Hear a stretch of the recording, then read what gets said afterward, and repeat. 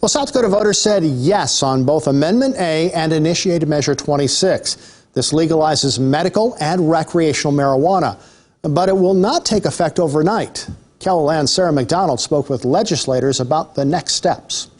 Amendment A will legalize, regulate, and tax marijuana. The amendment legalizes the possession, use, transportation, and distribution of marijuana by anyone who is 21 years and older. State Representative and Speaker of the House Stephen Haugard says there could be some challenges when the issues are discussed in the legislature. We really need to figure out if that constitutional amendment is sufficient in itself to clarify some of those issues. I suspect we're probably going to have some challenges to that because it is so long. And, even in our legislature, when we pass a bill that's a paragraph, we spend a lot of time arguing about the wording, and then we might come back in following years and address that. This, though, is a constitutional amendment, so it's a little more difficult to do that. Senate Minority Leader Troy Heinert says it's important to make sure it gets implemented properly. We have a roadmap of other states of how they did it.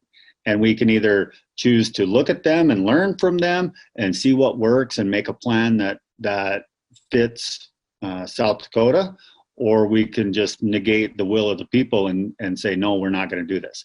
I would think that's a mistake.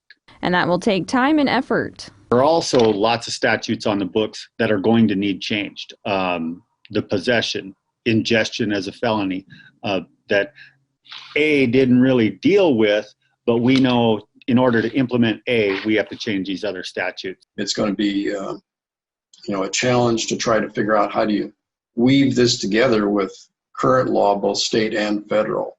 So there are a lot of things that it addresses. Sarah McDonald, KELOLAND News. Heinert says voters have spoken and the legislature needs to honor that.